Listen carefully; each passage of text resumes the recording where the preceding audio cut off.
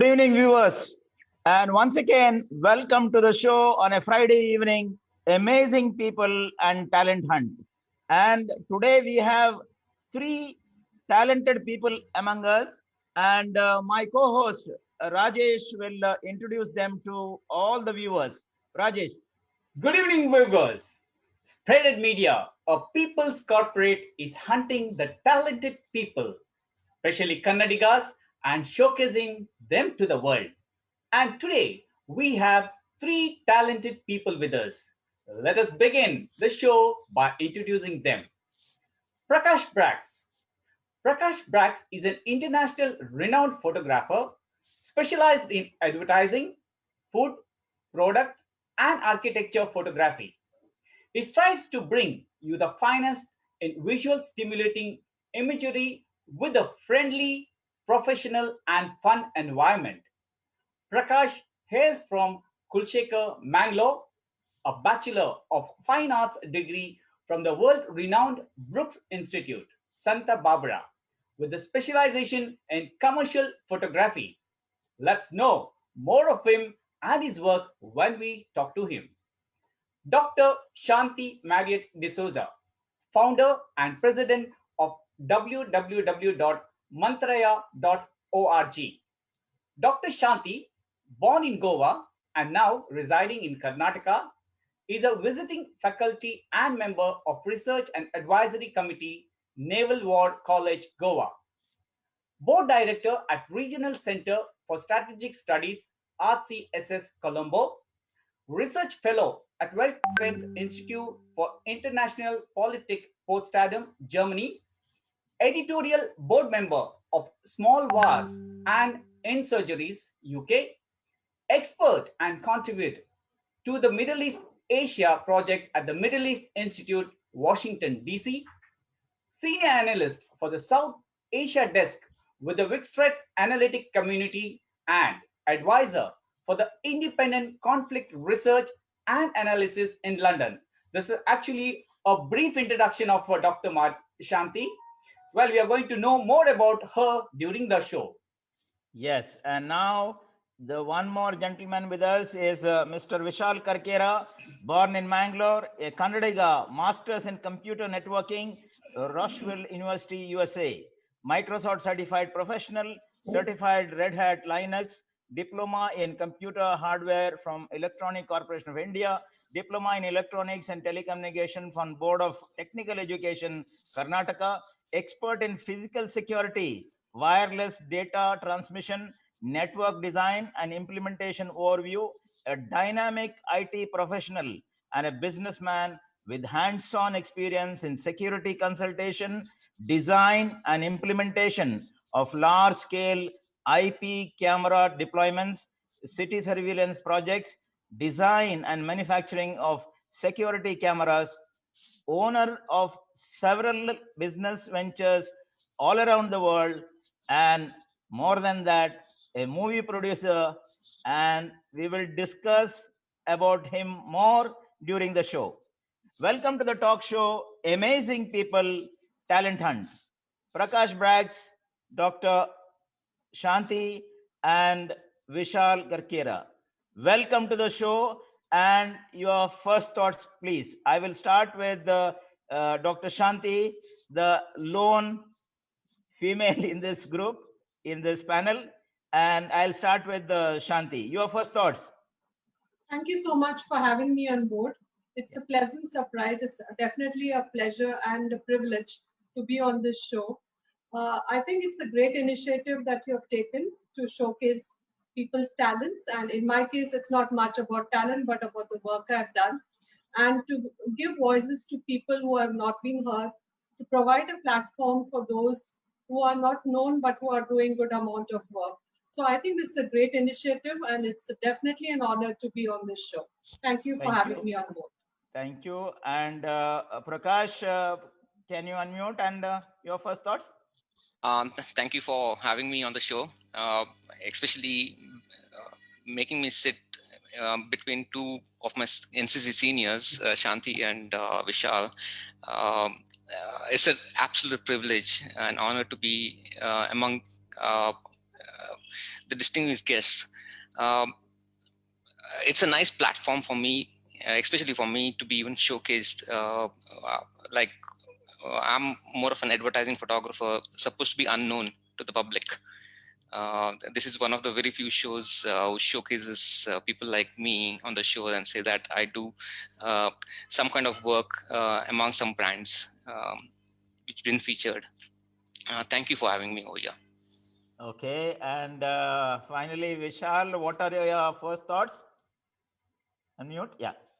Yeah, thank you very much for having me on this show, and I'm really privileged and honored, and especially to be in the panel of my college friends or NCC friends. Like Prakash is my junior, and Shanthie was in Army Wing. I was in Air Wing, and it's really a pleasure. And I thank News Karnataka for having this initiative, and it's an excellent platform for people from talents from Karnataka to come on and discuss their achievements and success so they can motivate others. Thank you very much. Thank you very much. And once again, welcome to the show. Viewers, we are talking very interestingly and interesting topics. All the three people have come up in their life with their talents and skills and working among the people and among the organizations. And let us hear more about them through our session of the talk show. My first question comes to you, Prakash. Tell our viewers at what age you were attracted to photography, how you nurtured it, and how you continued your studies at world-renowned Brooks Institute, Santa Barbara, with a specialization in commercial photography. Thank you. I started pretty late, or I was introduced to photography much later in my life. I was doing my BCom, and probably in the final year of BCom, I joined this photography club and attended one workshop conducted by Ravi Pasaunike, who is also a news photographer right now, pretty well known in Mangalore. And that actually seeded a bud in me. But I never thought about the career almost up to 2 years after that particular point. It's after I graduated, I started chasing one of the photographers over here by name Hemant. And Ish basically taught me the basics of photography. It's 22 years back where celluloid photography was popular. Digital was not in the picture then.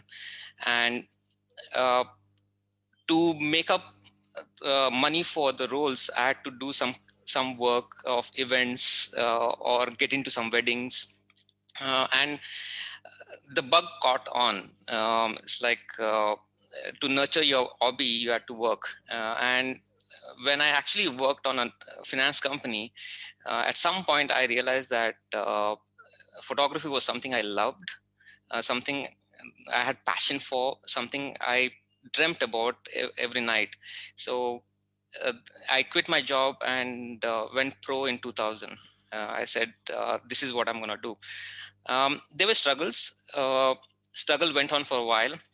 I got a chance to go to Mumbai, work under some well-known fashion photographers out there, advertising photographers. And finally, I got a call from my uncle in Dubai. Thompson uncle, thank you so much for bringing me to Dubai. He was the one who said, come here and start a career in Dubai. I went to Dubai, started a career from zero, again, events. And probably after a year or two, I got a breakthrough to work for some corporates, like PR agencies, companies. And my first big break came from British Petroleum. And there's one lady out there who helped me get into advertising. It's like where I was able to shoot my first billboard for the air show. And I was forced to use a camera which I had never seen in my life. I was forced to study the technicalities. Within a couple of weeks, I bought a new camera, and I don't know with what confidence I went and actually shot it in Dubai airports, and in 2 weeks I can see the picture on the big billboard, and that's when.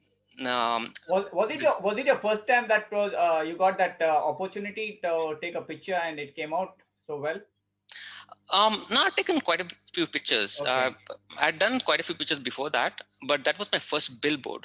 And for a photographer, a picture in a billboard is always that big moment in your life. And I've done quite a few billboards after that, but that was the one which I remember the most. And I do remember you taking some of the good photographs of my daughter, and which won some of the prizes. I very well know about it. I actually sometimes when I see to it, I really feel so happy. Like it's one of the wonderful photographs you have taken during that time. Yeah, I remember that, Rajesh, because I think that was one of my early part of my career. It was your earlier days, I think. Anyway, we'll talk more about you in the coming discussion. Well, I'm going to Shanthie now. Shanthie, you are a visiting, Dr. Shanthie, you're a visiting faculty research fellow, board member for various international institutes and center for studies, board director, consultant and advisor to the government and non-governmental sector.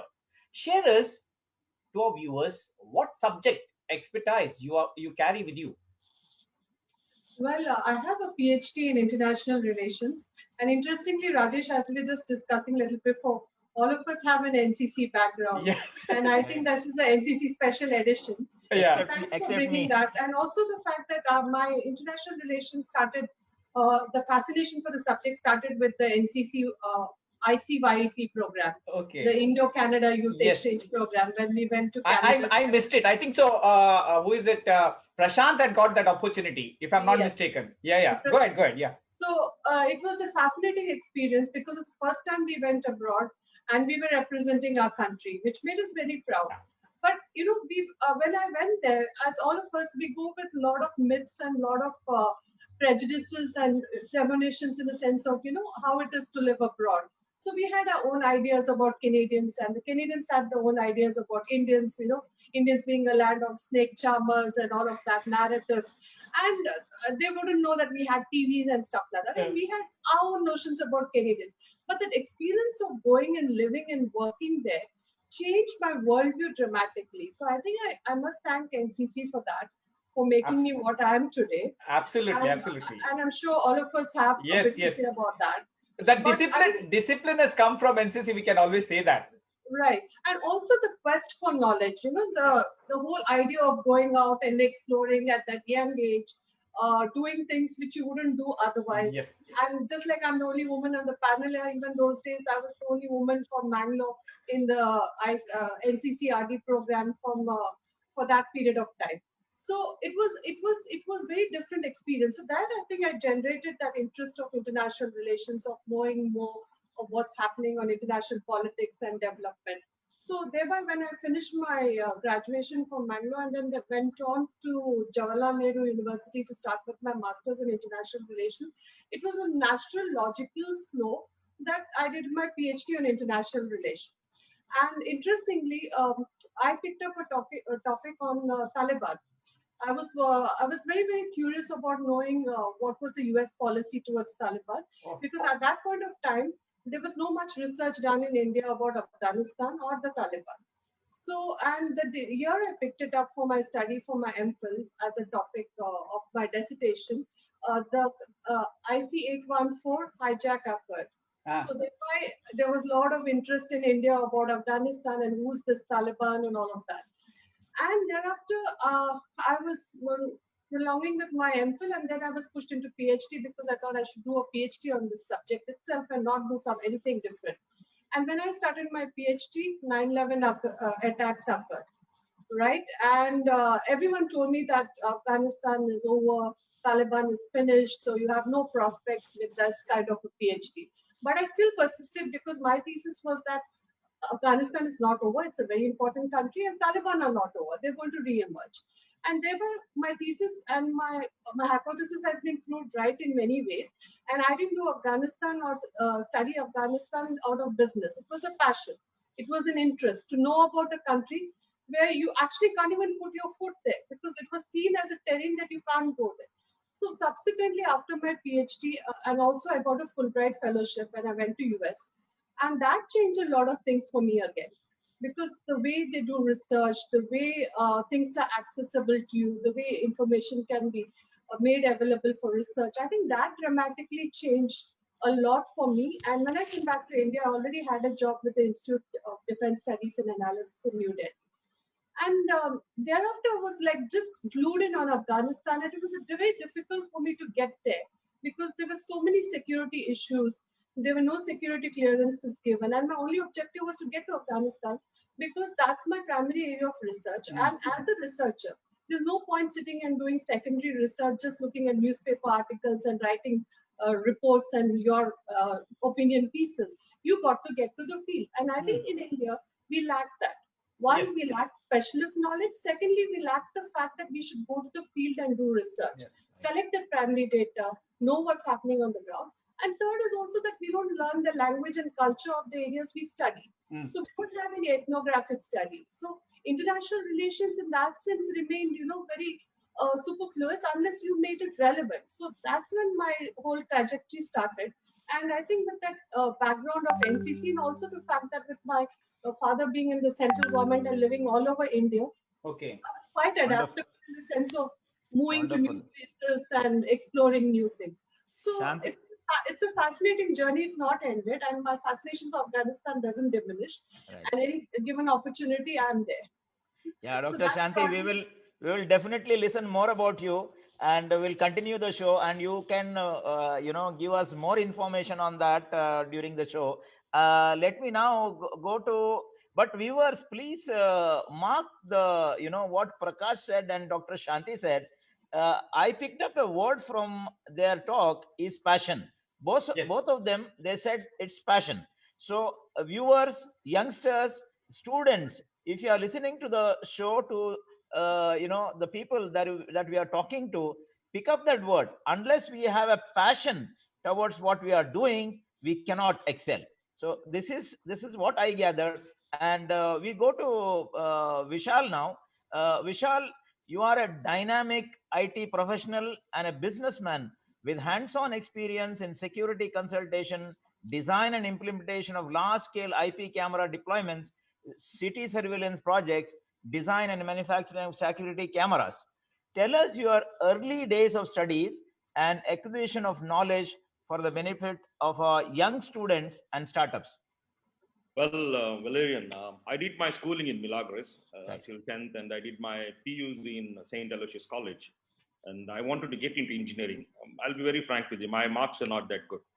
And then I joined diploma, and it suited me well because diploma is more of practical than much of a theory when it comes to engineering. So I did my diploma in electronics and telecommunication, and then after that I did some jobs. In fact, I was a medical rep for 2 years also, working for a pharmaceutical company. Then I came to Dubai. So when I came to Dubai, I realized the knowledge what we acquired back in India. In India, what happens is, yes, we know about new technologies well in advance, but we don't adapt quickly because of so many factors. One factor is these new technologies are expensive. Okay, so India will, people in India will study this, and later on, when it is affordable, they adapt to this technology. But when I came to Dubai, it's a totally different world. And I felt what I know, what knowledge I acquired is not enough. You need to learn more. And I regret not taking my academics seriously, actually. I suggest a lot of young students, be serious on your studies, So then I said, I need to self-educate myself. Then I did some various courses, like I did my Cisco. During those days, I got Cisco certified, then Red Hat Linux certified. These are the things going on. Then I was the first guy in Bahrain who did is certified in CWNA, that is Cisco Wireless Certified Network Associate. It so happened, I was working as a small-time computer repairing and sales guy in one of the companies in Bahrain. From Dubai, I moved to Bahrain. It's a long story. So suddenly a gentleman walked into my shop, actually, where I was working in, and he showed me something very fascinating. This was in 2002. He bought a wireless device, Wi-Fi device from London, and he didn't know how to fix it. And nobody in Bahrain had the expertise to do this. And he came to me and I say, I can try it. Okay. So I spent 3 days, on this, and I fixed it finally. Then I realized this is the future. The whole world is going to change to wireless. Now see where we are now. Everything is wireless. And that time when I was talking about wireless and data transmission through wireless, voice through wireless, and people were, in fact, my own colleagues were laughing at me. They're saying, what you're talking is rocket science. It's not going to happen. Okay.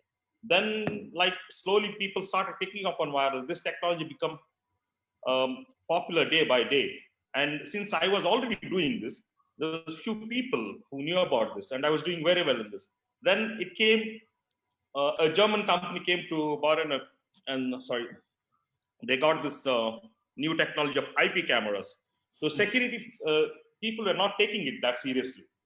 Okay, so this IP camera thing came in, and the analog cameras what were there were much cheaper. And this we are talking about like $100 camera and a digital camera which is $2,000. That was the range, price difference. Then I realized even this can be, like, if I take this up seriously and combine with my wireless expertise, I can give some solution which nobody provides here in Bahrain. And it was a construction boom during those days, 2002, 3, and a lot of new developments coming up in Bahrain. And these companies had one serious problems. The sites, the construction sites, then they didn't have telephones, they didn't have internet facility, no means of any communication from where the site is and their office. So I said, why don't we, like, think something out of the box? So I used to go to people and say, like, I will give you a solution where you can watch your site sitting from your office, talk to people on the site using a wireless network, and provide internet from your head office through a long distance wireless connection to the site. And it worked. And I was the only guy doing this, actually. Okay. Good. And during that time, and when people started catching up with this technology, they were too late. And where so you were already on the track. You were already on the track. I was 3 years, 4 years ahead of them. Okay. So, and since then, there was no looking back. And I had the privilege of doing the entire city surveillance of Bahrain, where I installed around 1,800 surveillance cameras on the roads of Bahrain. And it's 100% wireless. It was never been done before in any part of the world at that time. I'm talking about 2011. It was a big project, actually. So basically, your studies, like, what you had studied, came for use, or it's a different Definitely, line? because I did my diploma in electronics and telecommunication. So it really coincided. At least you are in the line. Sometimes what happens is that people study something and then you go to offset the line. That's another issue also nowadays. Yeah, I was focused. Even now, what I'm doing is the same. I didn't deviate myself from there. What I'm good at, that's what I'm doing, actually. Right. So it's so nice to hear that, Vishal. Well, we'll continue some more things from you. Going to Prakash now. Prakash, your career spans over 18 years, starting from India, UAE, and USA. You worked with some of the world's most desired brands like Dr. Skoll, Citizen Watches, Tim Hortons, Mazda, IKEA, Pigeon, Sanyo, and many more. Share us your memories from all these works. US happened probably somewhere around 2009, 2010, when I hit a glass ceiling in Dubai by doing advertisement. I realized knowledge takes you a long way, and it's a constant journey. You can never say that I've learned enough. So that's the time when I decided to go and enroll in Brooks Institute, which is probably one of the most technical schools in photography. And because of my experience prior to that in advertising and working with some really good brands, it helped me gain more knowledge and helped me work with like I work with Ford in LA, I work with Lexus, I work with Acura, and when you do worldwide campaigns, you do get some really good memories. One of my best memories was doing a shoot with Bradley Cooper for Bravo TV. And that came as a surprise. I was just doing a shoot, and a friend of mine called me and said, "There's a shoot, and I want someone to direct it and shoot it." So I didn't know whom I was shooting, so I just rushed to LA, and the next thing I know is Bradley Cooper just walking in, and we're doing a shoot. Even though this lasted not too long, but probably one of the best memories I had then. You tend to get or meet a lot of celebrities out there, and at one point it becomes you become numb to the celebrity level. You just meet them as a person, and now I come back and then you realize that, oh shucks, I did meet them, I did work with them. Well, it's a good memory to have, See, meeting all the big shots is a good memory to have within when you go up, when you grow in your life, you will see the old memories and you feel so glad that you had met all them, Yes, it's definitely a best memory. Probably the best would be working for a company called Akura, and we were doing a worldwide campaign for them. I was working for a company called Trevor Pearson Productions in LA, and the best part, because the car was not launched at any level. It was a brand new car, so the security was so much that they took off our phones, they kept it aside, and we had to sign an NDA, and we were not even allowed to take our phones overnight, because if we had clicked some pictures or something like that. Which year was this? Which year? This was 2011. Okay. Yeah, 2011. Yeah. And it was very memorable because it was fun. We had a lot of fun. But at the same time, the level of security which advertising companies go through, and how precise they are not to leak anything. So that was one of my first experience doing such kind of shoots. So the first is always the most memorable. Right. Yeah, that's nice sharing your memories with us and about your work.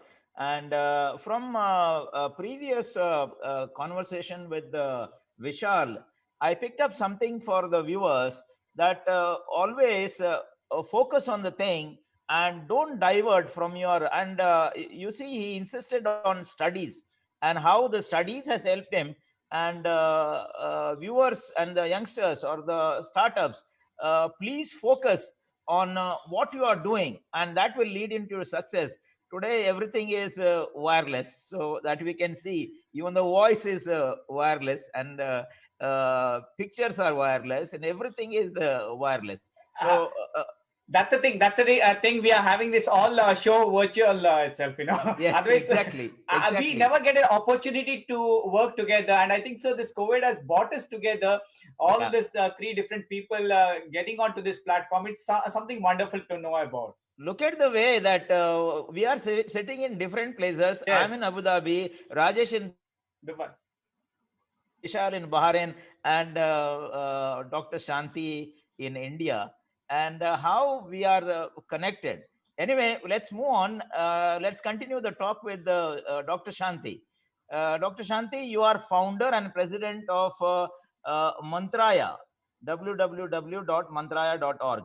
What are the activities of Mantraya, and who are the team members? And tell us more about Mantraya e-internship programs. Who can take up these internships, and how and why? Thank you for asking about Mantraya. I think it's a initiative which I wanted to do a long time back as a way of giving back to the country and to the society. Wow. And as I mentioned before, we are researchers, and our job is to inform the public debate. So that's what we do. So Mantraya was established as a research forum wherein we make interventions in terms of alternatives, strategy, and innovation. And given the broad-based knowledge we have on international relations, try to make it more relevant to India and to South Asian context. So we do have projects which look at, one is on security issues, that is on insurgencies and terrorism, particularly looking at what's happening in Afghanistan with the Islamic State and Taliban and all of that. We also look at issues in terms of organized crime and the gray economy. That also is one more project. The other projects we look at women and youth. There's a project which looks at women and youth in terms of conflict resolution, of how women and youth can play that role. And third, we have projects on regional cooperation, of how we can bring the countries in South Asia for greater cooperation on issues which will impact the region in a positive sense. So we do have these projects, and our team members is an interesting and useful blend of senior advisors who have tremendous experience in the government, and they are the ones who guide our work. And more importantly, we have the young students who joined the e-internship program. And this is important because as I was in Singapore working with the National University of Singapore, I used to get a lot of emails and requests from students in India that whether I could do some mentoring and help them. So thereby I thought once I come back to India, which we did in 2014, to establish something which gives the young students a platform to build on their research capabilities, their writing skills, their thinking capabilities, and thereby get them interested in international relations and international development. So we do have a huge, if you look at the website, we do have a lot of e-interns, and that's the strength of this forum. So it's not top heavy, it's more of bottom heavy. That is, we have these young students who are so much interested in knowing more and doing more. And we have the advisors who provide that guidance and mentoring, which is very critical, especially in India and South Asia. So we have a good mix of students from India and abroad. And we bring this together in working with on research projects. And if they're interested, we also give them platform to write, because that is important to build on the writing capability, because research is just not about reading and reproducing what has already been said. It is more important to look at these areas where no one has said anything. So thereby when we established Mantraya, it was set up in Delhi, but we moved to Goa because everything in terms of policy and research occurs in the capitals of the world. The rest of the country doesn't get represented. Likewise in India. So you have this huge number of research institutes and think tanks in Delhi, almost doing the same thing and not making much difference in the sense of bringing new ideas or representing fresher voices from the rest of the country. And therefore, we thought that Goa was a place where not much has been done in terms of international relations and international development. And the voices from this part of the country also need to be heard. And that's the reason why actually we are in Goa at the moment. And given the fact that there is interest and that you don't have the mentoring occurring for students, I think this is a way Mantraya aims to make some contribution to help the young minds shape their thinking and their writing capabilities. Okay. What is the age for the internship? If anybody wants to come, what's the age? We have kept it open, so we are looking at students from graduation to post graduation. Though normally graduation is a little early, but still, if someone is capable and interested in doing any kind of projects which we have advertised on the website, we do consider them, because if we could mentor them and if we can get them clued in about what this entire subject is, because not much is known in India again about international relations. Yes. I did my PhD in JNU. And more importantly, you don't know after international relations what kind of job you get. And for me, when I started, it was pretty bleak. But, because I think it was the passion and interest which sustained, and I kept innovating along the way, kept doing different things. That's why my profile is hugely different. And yes. I'm not really an academic in that academic sense of the term, though I have an academic background. I have used it in the university, worked in the think tanks, done consultancy.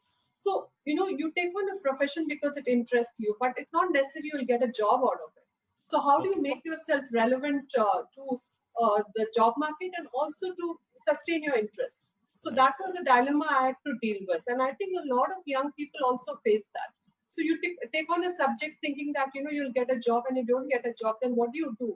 So, innovate. You look at how you can make yourself useful to others. What is the scenario in terms of the needs? So when you look at international relations, there's huge interest in international development. So if you're looking at a profession in international development, you'll have sectors like the United Nations. I did some consultancies for them. So things open up in that sense. Do you think, Dr. Shanthie, do you think, is it the knowledge is not be given to the youngsters? Do you feel about it? See, now to be very frank, because we are hearing from you, I don't have all this knowledge, So is that we are lacking that? Yeah, I think there's a knowledge gap. So we're not moved into that knowledge economy which India should be at this moment. And therefore, I think, we have taught subjects as much as it helps you get marks or get into certain services. Like, for instance, even your UPSC, the Union Public Service Commission, people pick up subjects because they get the marks to qualify. But there's no connect between what you have studied and what you're going to do. So you have people from engineering and medical background becoming bureaucrats, IAS and IPS officers. So there is no connect, and you have taken on a profession which is actually professional, and you're transitioning to someone else, something else. But I'm not against that. I'm just saying that if you can mentor young people at an early age and help them the dots, so that smooth way is leading to whatever the goal you're thinking of. I agree to that point. Dr. Shanthie, one question: How the students can join for this internship program? Is it through your website or? It is. It is through the website. We have posted it on the website about joiners, engagers, and we are just impressed by the number of so much of interest, especially from this part of the country, that is West and South India. That because these people don't know much about what's happening in Delhi, and so for many of them, reaching Delhi is a far off journey. If you remember NCC days also, Delhi Dure types. So there is an attitude of the capital being so far away and disconnected. Right. So we are trying to bridge that gap, and it's on the website. So whoever is interested can definitely apply, and we will be happy to help them. Viewers, parents, and students, if you are listening to Dr. Shanthie, please visit www.mantraya.org, and the website provides you all information in international relations. What are the topics they are available, and definitely, if you are thinking of making a career, because now there is a huge scope, as Dr. Shanthie explained. You can log into this website, and if you are interested, get in touch with them so that you can also be part of the internship program. Because what I saw on the website is people from all over around India are the now interns, and very interesting biography which is there of each student. I think students, those who are interested, please log in and contact mantraya.org. Valerian, I think so. This is one thing. It's a very interesting subject. Even now, I'm coming to know all these things we were not taught. Yes. When I come to know about Shanthie, it's such a nice thing that we are giving it to the viewers. It's absolutely good. Yeah. Well, I'm going to Vishal now. Vishal, you are the CEO and the owner of Aeroscope Poland from 2015 till date, and a managing director and majority owner of the Kaleidoscope Enterprises WLL Kingdom of Bahrain. What are the business activities of these companies, and who are your major customers worldwide? Okay, Aeroscope, as I said, was started in 2015. Me and my friend Rene, who is a Swiss national, we started this company together. It so happened, till then, I was selling some other European products actually.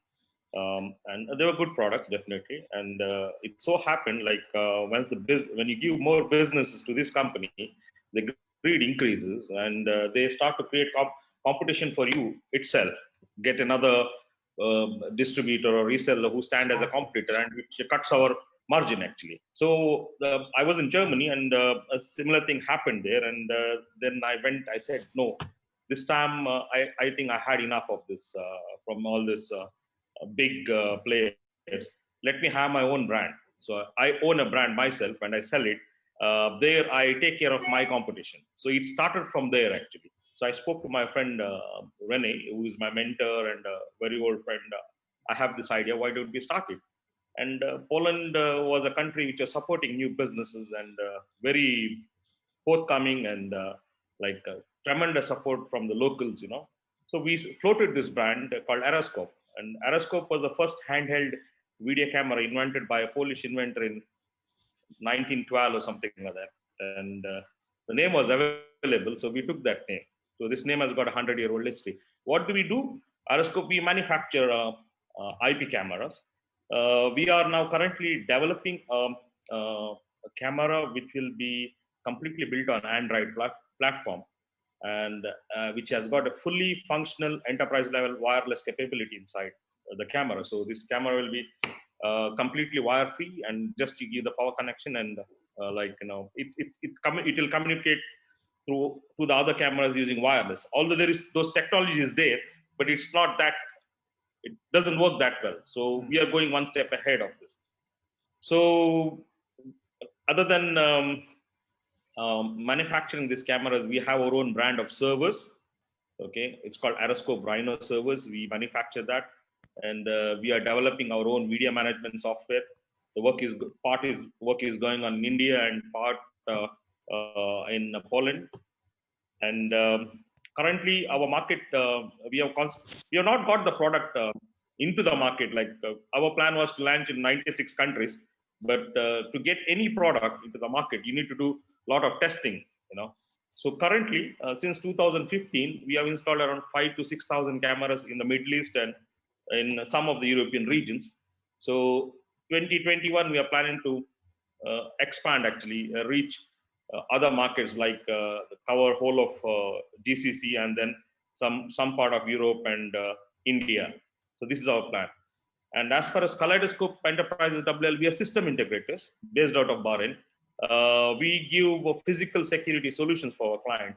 Majority of our client is all government entities, like the Bahrain Defense Hospital, then the Ministry of Health, then some big hotels like Ritz-Carlton. We provide them all the electronic security solutions, and which combined with IT solutions. See, security cameras are like not part of security anymore. IT people are handling this now. Yes. Nowadays. You need to be an expert in IT, information technology. I mean, especially you have to be very good in networking, and you need to know more about software and servers and computer hardware.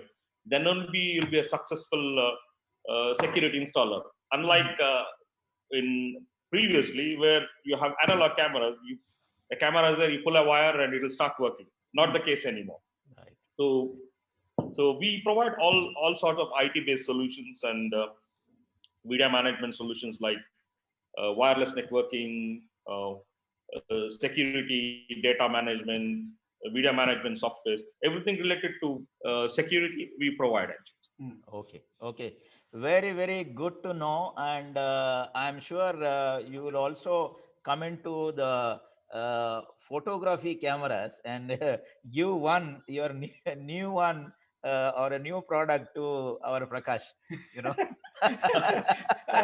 So Valerian got connected with Prakash then now. Okay. All right.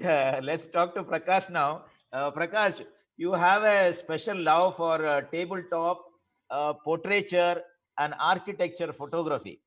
You have that rare skill of combining latest technique with the insight and magic of an artist's individual inner eye. Amazing. That's why we always call this show amazing. How do you do it? Share with our viewers. Uh, I'm a firm believer that photography as a skill can't survive without a love for something else, right? A love for portraiture started when I was young. I used to sketch quite a bit, and most of my sketches were portraitures. I never sketched landscapes, anything else, even though I shoot landscapes now. But portraiture was very close to my art. So when I was going for my specialization, my final portfolio was based on portraiture called Faces. And I did a project in US where I set up a studio in the middle of a street and shot about 50 to 100 totally new strangers. They just asked them come shoot and provided them the pictures. I'm following, it's not a new concept. It's a concept which I picked up from Richard Avedon, who is probably one of the most famous fashion photographer ever. If anybody follows fashion photography, his name would be in the top 3 in the legends. So he had this similar concept. So nothing new. There's enough. If you go back to the history, there's enough people who has done quite a few of work, and just by knowing history, you can learn a lot about art. Architecture, apart from portraiture, I shoot non-living things a lot because I don't speak a lot. So the interiors doesn't speak to me. So if I go into the interiors start speaking to me a little bit more than the people. So I start enjoying modern architecture, Spanish architecture, shooting them, even products. There's quite a nice sense of belonging when I shoot products, because again there are a lot of hard work, people behind creating it. Just to know who created it, what's the vision, and trying to transform that into a visual medium is a challenge. And that's the reason I call myself more like a troubleshooter, or a person who brings someone else's vision to life. Yeah, we can see some of your photography on the screen, which is coming up. So wonderful. Yeah. Generally, advertising is where the vision is given by an art director or a creative director. So it's a collective skill more than an individual skill.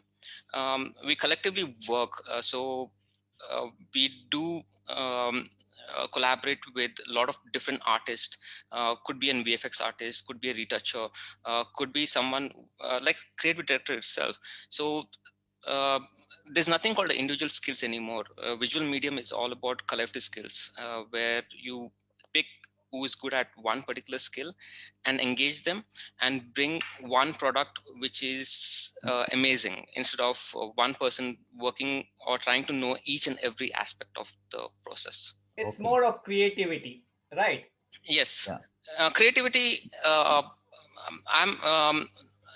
photography is a very practical skill.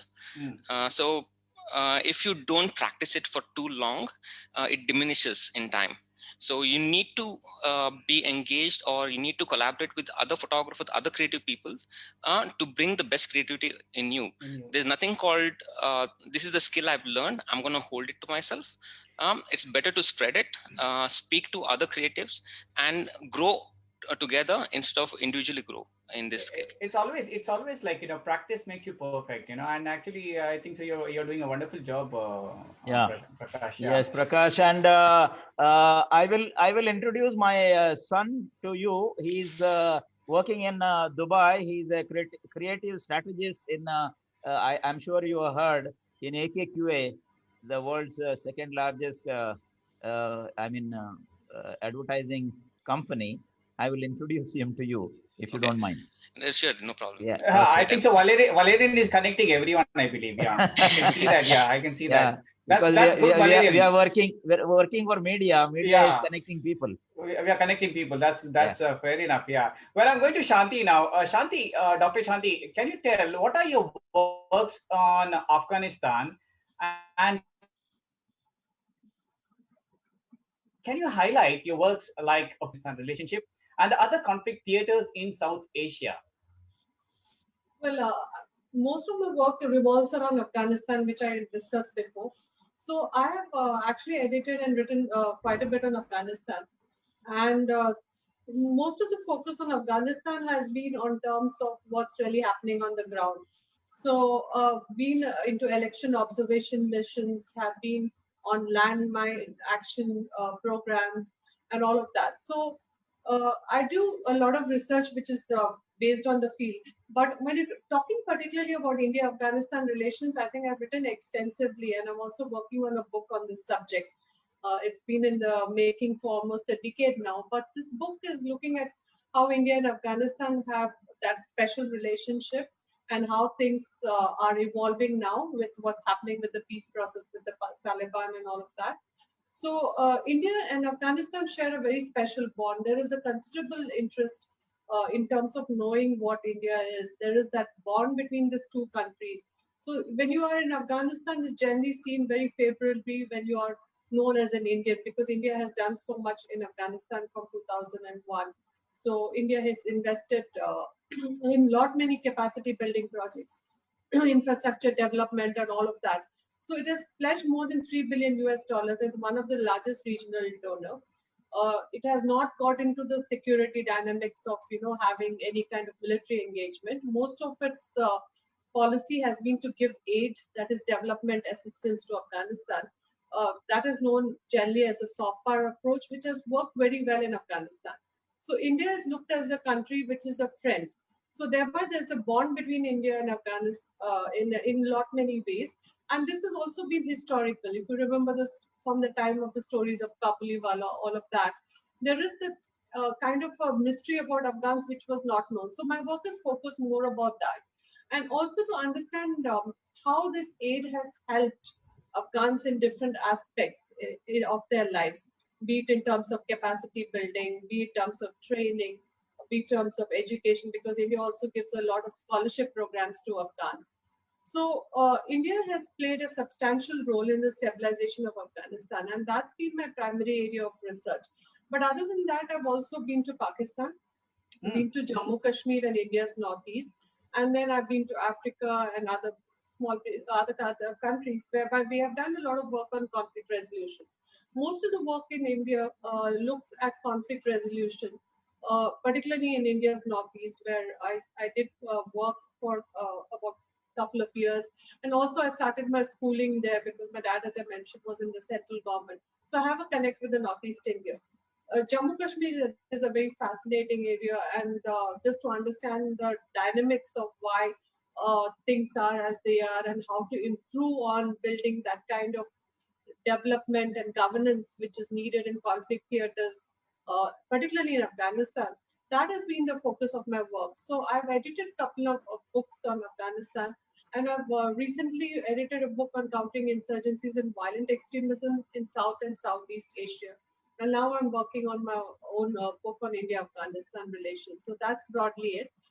And I hope that this will stimulate more research and more interest, because this is one country which is fascinating. And the more you research, you think you need to probe more. And that keeps you driving to a sense of to probing layers within layers and wheels within wheels and trying to get a sense of what Afghanistan is. And it remains a mystery in lot many ways. And probably that's why it keeps me totally engaged. Okay, in a brief of a few minutes, you have given us the insight of your works in Afghanistan. I think that's wonderful. Maybe we can discuss hours and hours with you about your works. And Valerian, yeah. I think so. When we saw a profile only, we got it's not fitting in the A4 size page also. It's such a big profile that we had to really cut short. And to be very frank, we are so happy to have you on board, Shanthie. Exactly. And special thanks to Prashant Brax, who brought Shanthie and Vishal Karkera on board. Special thanks to him. Yeah. Yes. Yeah. Thank you so much. And let's move on to Vishal now. Vishal, your business acumen is so fantastic. I must say, I'm stressing that word, fantastic, that you are the director and majority shareholder at Ujala Events and Entertainment LLP Mumbai since 2013, managing director and majority shareholder of K-Scope Security System Private Limited Mumbai since 2014, and again MD and majority shareholder of K-Scope Entertainment Private Limited Mumbai since 2014. Explain about, there are several things now. Explain about these companies and what do they do? I mean, what are their products and services? B, how do you manage them sitting in Bahrain? And C, how many people are working in all your enterprises? Okay. Let me answer the later question first. How do I manage? I have good people and good partners there, and basically they manage the business, and I just talk to them over the phone or sometimes visit. May I interrupt? It is wireless again. Management is also wireless. Very nice. Yeah. So Urja Events, basically we started this as a it's an event management company. Primarily we started it. We used to do events in Bahrain. Actually, we did some events like a couple of rock shows. I got Coolio, the famous rapper, here to Bahrain. Then I did some events with Rajesh, who was a good friend of mine. and DJ Suketu, DJ Akil, and all those things. So we wanted a company which will directly interact with the artists over there in Mumbai. So we started this Urja events, and we did some other, India there is craze for wedding, and a lot of rich people spend a lot of money. Right. So we did a couple of wedding events in Gujarat and all those things. So that's basically what Urja does. And now, since we moved into movie production, so Urja is a little bit less active, and because of this COVID, nothing is happening there.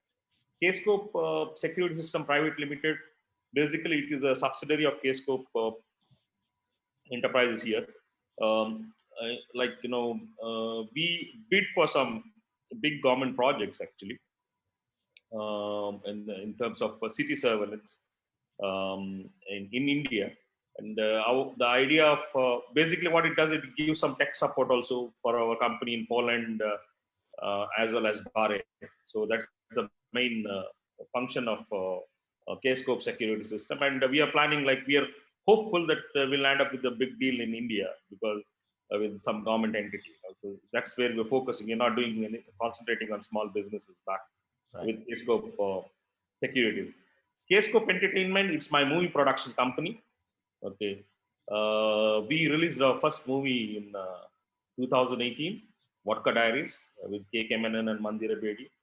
Commercially, that movie was not that successful because it was our first movie, but critically, we got appreciated a lot, especially famous directors like Vishal Bharadwaj, Imtiaz Ali, Ashutosh Goenka. They appreciated our movie, and now, currently, during this lockdown, this movie is streamed on Netflix and Amazon India, and it has been listed as the top 10 movies to be must watch during this lockdown. And we had tremendous response for this movie. If you see the ratings what we got and the viewership what we got during this lockdown, I was really amazed with this. And this is it, Yeah. And how many people are working in all your organizations? All put together, if you say in Mumbai, I have around 12 people. Mm-hmm. There is a team of my partner who is a movie director. We have a team of people. They don't work for me actually. Basically, all my staffs are my business partners. That's how I see it. Actually, they are my friends and considered as family.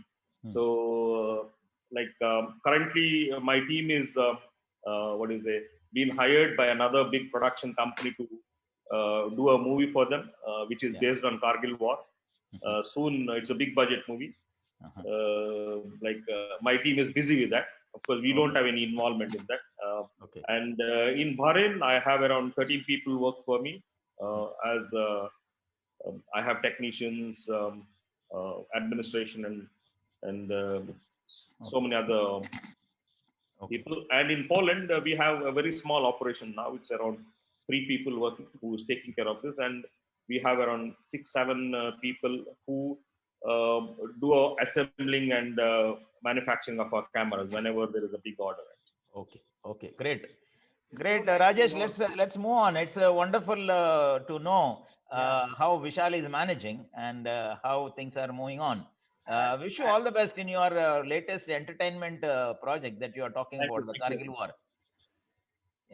Well, I'll go to Prakash now. Prakash, you believe in sharing the knowledge with the new generation and extend your service as an adjunct lecturer for the photography at Mudrog University in Dubai.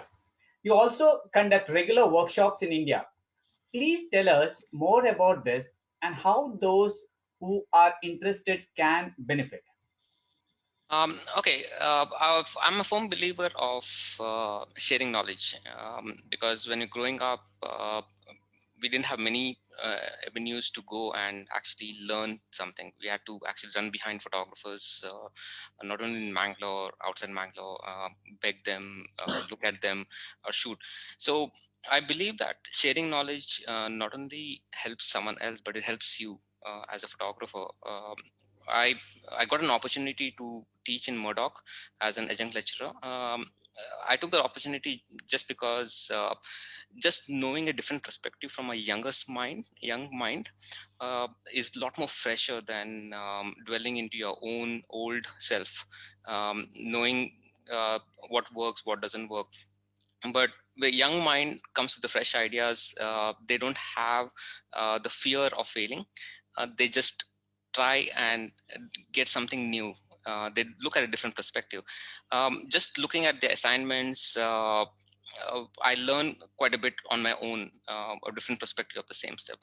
I conduct workshops in Mangalore right now because I'm in Mangalore, in India. I already conducted 2 14 weeks workshop in Mangalore, and uh, because of the pandemic, I have not conducted it for this year. So next year, probably when things settle down a little. I also conduct 2 days workshop on specialized sections like lighting or advanced lighting, portraitures, solutions what photographers require on a technical. So I have a website. I have something called Brax Academy, where they can contact me on website, and anybody is welcome to come and talk to me, or career guidance, how to go through in their careers. I currently in collaboration with a Plangle studio in Mangalore, who does VFX for movies, and I'm doing as a creative director. I also do creative edits for movies and do DIs also.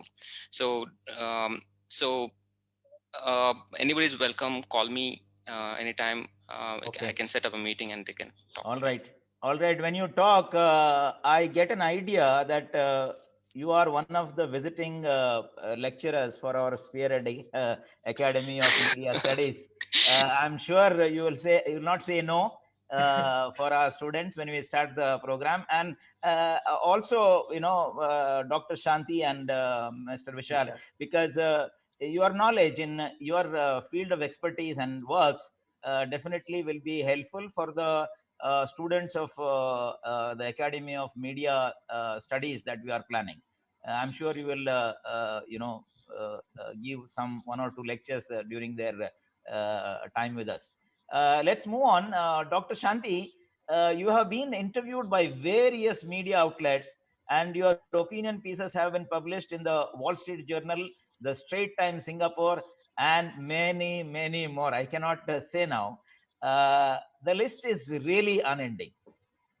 News Karnataka is a small but a powerful media house reaching to 3.5 million people in a month through our portals, social media channels, live shows, and we thank you for coming to our this small platform and sharing your thoughts. We are concentrating on positive media, showcasing Kannadigas from all over the world for their good work in various fields. I also consider you as Kannadiga because you lived in Karnataka, and you are in the border state of Goa, which we all visit whenever we are in Mangalore. And you have any suggestions for News Karnataka? I think you're doing a tremendous and important work. And what I would suggest is that have more outreach with people who don't get an opportunity to access the facilities and services the privileged lot get.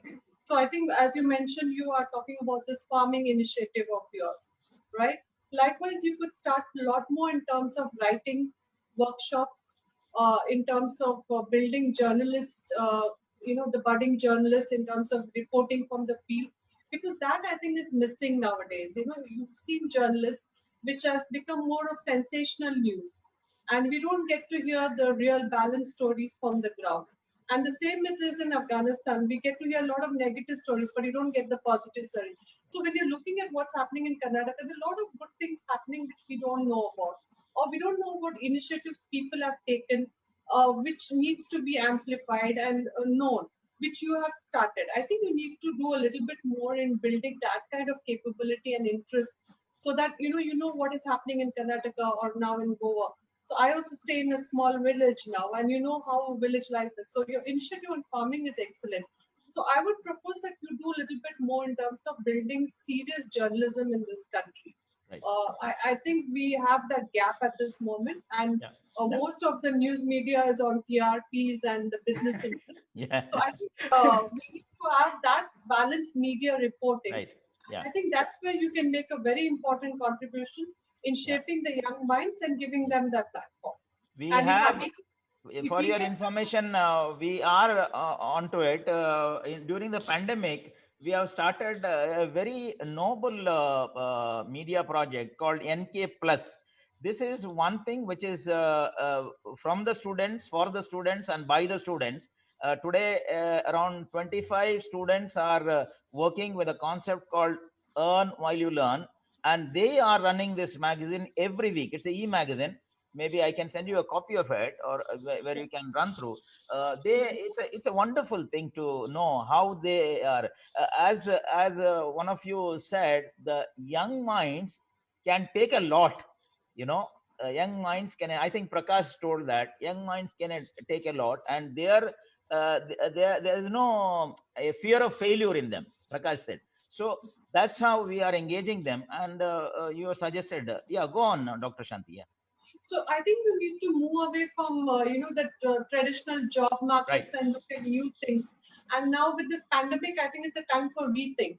Yeah. So what you did traditionally in terms of going to office and working, all that is changing. Yes. And I think what Vishal said about the wireless and being connected virtually has become so important now that you need to innovate and find ways of doing things. So if you can make this accessible to the farmers, I think will be a valuable contribution. Likewise with the women entrepreneurs in this country, they don't we don't know about what work they did, how to showcase their talents and give them that opportunity. Likewise with the youth, the disabled. So I think we need to look at media and journalism in a very different light and make it socially relevant, and I think that's the job of media. Sure, we're not going into those ratings and all of that, but we're looking at building those kind of stories wherein it makes impacts on people's life and gives them hope to change things for the better. Honestly, to let you know, our village TV special, I will give you two instances. One who is a farmer from Shirwa in a remote village. We trained him how to come on to use your mobile for the Zoom, and wonderfully he presented his farm. This is one thing. And one more person, he doesn't have internet facility. There is, but he has to go outside the house, and during the dark he is not visible. So we have to get him to Bantwal, to one of our person's house, and that's how we projected him. And a wonderful person doing farming in the village, unknown. This is the stories that we are bringing, Dr. Shanthie. Excellent work, and more power to you. Thank you. Thank you, Dr. Shanthie. We are going to take all your suggestions. It's a good thing we can look upon. Yeah. Yes. Well, I'll go to Vishal now. Vishal, tell us more about your love for international cinemas, the enterprise K-Scope Entertainment Private Limited, Mumbai, and your production, Vodka Diaries, released on 19 January 2018. Tell us a story about it.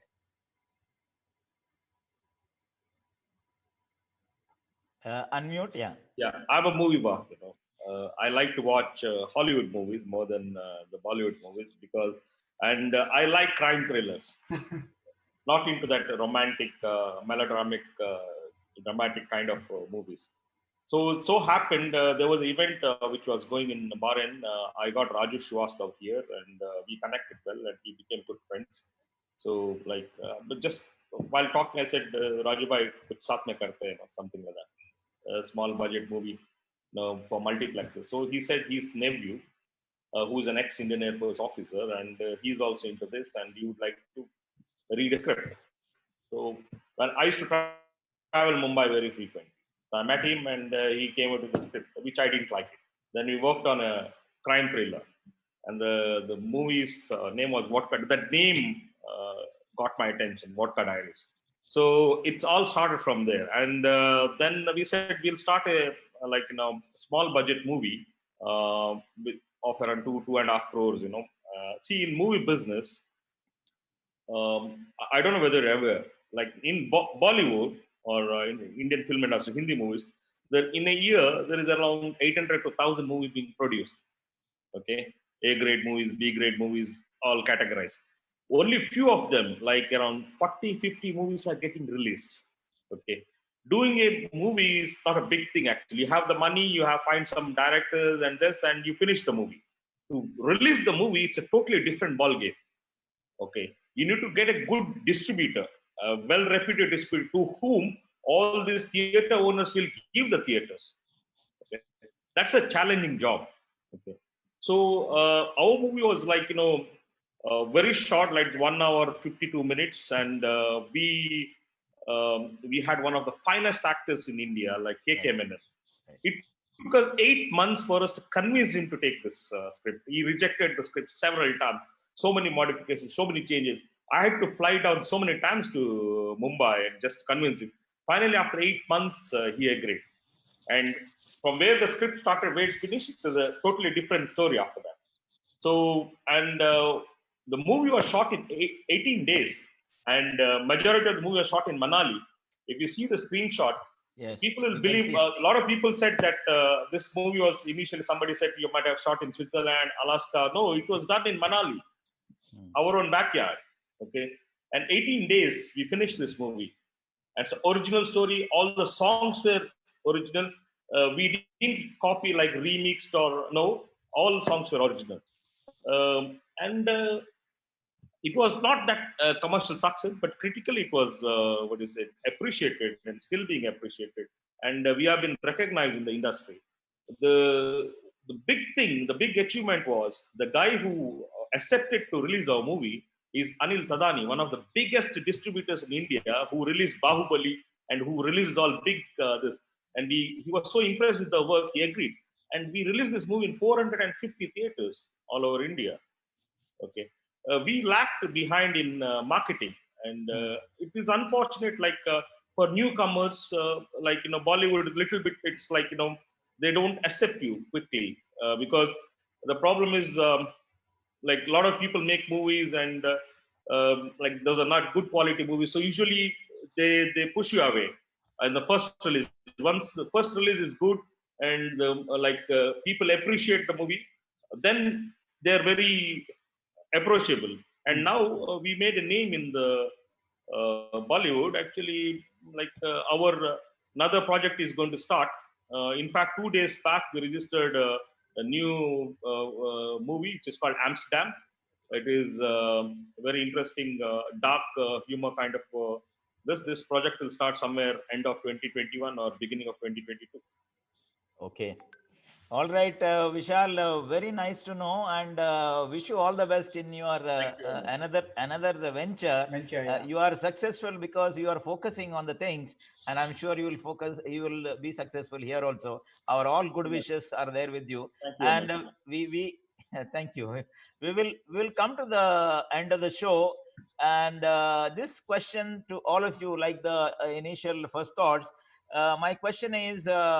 What is your message to people amidst living with corona, and what is your call to viewers to support News Karnataka, and why? I will start with Dr. Shanthie. Well, I think you're making tremendous difference by doing things differently. So I think News Karnataka is an important platform for many people to actually subscribe and to support in their own ways. What you can in this time of COVID, I think we need to do things differently, and I think this is the time when we are doing some serious rethinking.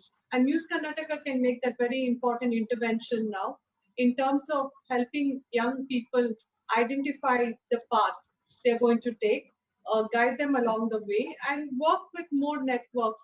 For instance, you have this program where you're getting people with lot many talents, and I think there are very few platforms where people with this kind of backgrounds come together. And so I think you can contribute in terms of mentoring and guiding young minds, and at the same time talking about socially relevant issues which are not being discussed.